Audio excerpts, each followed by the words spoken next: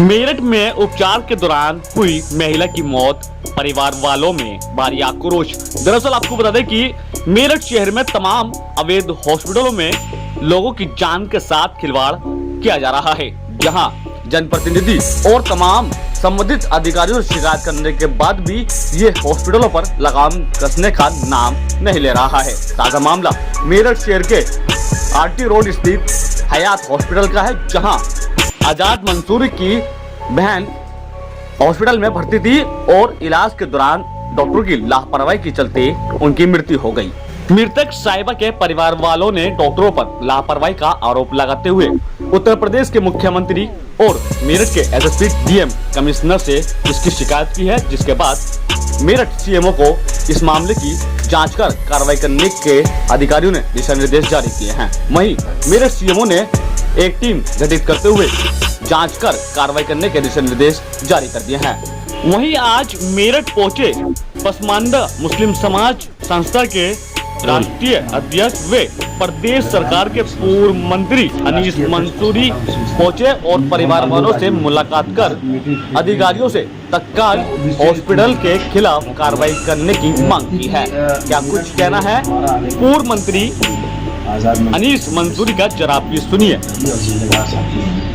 अभी कुछ दिनों पहले ही बहन का इंतकाल हो गया था। डॉक्टरों की लापरवाही की वजह से उनकी मृत्यु हो गई और उस वक्त हम लोग बाहर थे और जो भी हो सका फोन फाटे पे काम किया, उसके बाद उनकी घर आना। तो आज इसी सिलसिले में उनके घर भी आना था मुझे क़यादत करने के लिए, और एक प्रोग्राम भी ऑर्गेनाइज कराया गया, उस प्रोग्राम में शिरकत। और आने का मकसद ये है कि पूरे प्रदेश के अंदर कुल मुसलमानों का जो हिस्सा है, कुल मुसलमानों में 85% पसमानदा तबके के मुसलमान हैं, जिनकी फलाह बहबूदी के लिए हम काम करते हैं।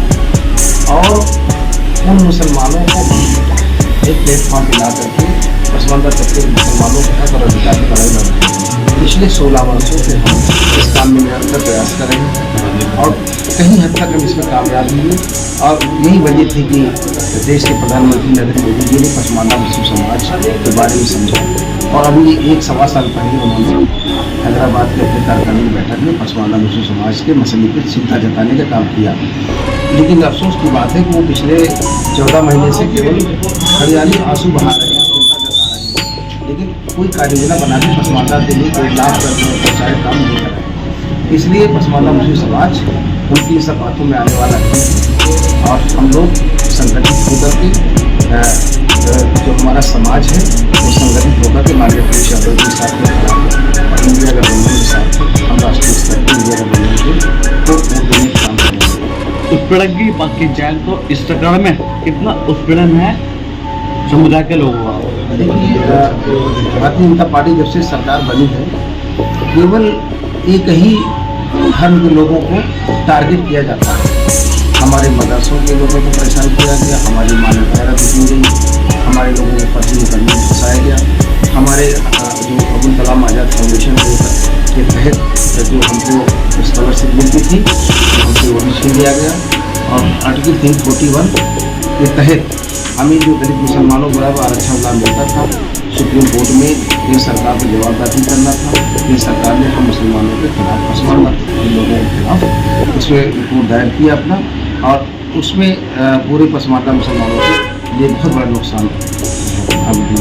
आरक्षण की बात की जाए तो इस समय आरक्षण जो है सिर्फ अहम मुद्दा है। चुनाव नजदीक है और बीजेपी सरकार जो टारगेट लेके चल रही है। आरक्षण किन लोगों के लिए होना चाहिए, उसके लिए क्या?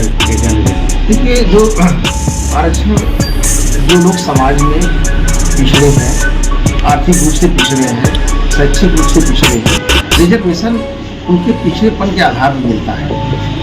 लेकिन सरकार की जितनी भी संपत्तियां हैं, जितने भी उपक्रम हैं, वो लगातार पूंजीपति अडानी जैसे लोगों के, अंबानी जैसे लोगों के हाथ में लगातार बेचती जा रही है। ऐसे में रिजर्वेशन की कवायद घूमिल हो रही है। जब हमारे पास सरकारी उपक्रम संस्थाएं बचेंगी ही नहीं तो हमारे लोग आरक्षण कहाँ पाएंगे? जब संस्थाएं नहीं होंगी, नौकरी नहीं होगी तो आरक्षण कोई मतलब नहीं। तो भारतीय जनता पार्टी आरक्षण को खत्म करने के लिए प्राइवेटाइजेशन पे ज़्यादा फोकस कर रही है। रोल आपका नाम क्या है? मेरा नाम मोहम्मद शाद है और मैं इसे प्रेस मीडिया में सब एडिटर के बाद काम करता हूँ। और पसमानदा मुस्लिम समाज के राष्ट्रीय अध्यक्ष जो आज अनीस मंसूरी साहब आए थे, तो मैं आपको बताना चाहता हूँ कि वो किस वजह से आए थे। क्योंकि अभी कुछ दिन पहले हमारे जो जिला अध्यक्ष है पसमानदा मुस्लिम समाज के यानी कि आज़ाद मंसूरी साहब, इनकी सिस्टर की डेथ हो गई थी। और वो जो डेथ हुई थी करने वाला तो परवाह नहीं, लेकिन कुछ डॉक्टरों की जो मतलब लापरवाही थी उसके अंदर वो सामने आई। क्योंकि उन्हें जिस टाइम डॉक्टर की जरूरत थी, डॉक्टर होने के बाद भी पेशेंट को देखने नहीं आया और उसकी दर्दनाक मौत हो गई। तो इस कुर्सी के लिए अनीस मंसूरी साहब आए थे और उसकी जो पोस्टमार्टम रिपोर्ट आई है उसमें भी डॉक्टर ने एक लाइन हमारे फेवर में लिखी है उसके अंदर कि वो अगर डॉक्टर उसको डायग्नोज नहीं कर पाया, अगर कर पाता तो वो मतलब कुछ और होता, उसकी डायग्नोज नहीं कर पाया, इस वजह से उसकी दर्दनाक मौत हो गई। तो ये इसी वजह से आए थे हमारे राष्ट्रीय अध्यक्ष पसमानदा मुस्लिम समाज अनीस मंसूरी साहब, और उनसे यही कहा है कि भाई इसके अंदर जो भी नर्सिंग होम का स्टाफ या नर्सिंग होम के डॉक्टर है, नर्सिंग होम के जो भी उनकी लापरवाही है उनको कुछ ना कुछ दंड मिलना चाहिए। अगर ऐसा होता रहा तो अगर हमारी सिस्टर की डेथ हुई है, अगर हम चुप बैठ गए, कुछ नहीं हो तो कल को भी किसी और के साथ भी हो सकता है। तो जो हमारी सिस्टर थी यानी आज़ाद मंसूरी साहब की सिस्टर थी वो चली गई, लेकिन हम चाह रहे हैं कुछ ऐसा उनको पनिश मिले, ऐसा दंड मिले कि आने वाले और किसी पेशेंट के साथ ऐसा ना हो। लापरवाही क्या स्थानीय जमीनी की है या फिर कुछ और मामला है? नहीं, इस टाइम पे जो लापरवाही है वो डॉक्टर की थी, और डॉक्टर अगर टाइम पे आ जाती तो कुछ और होता।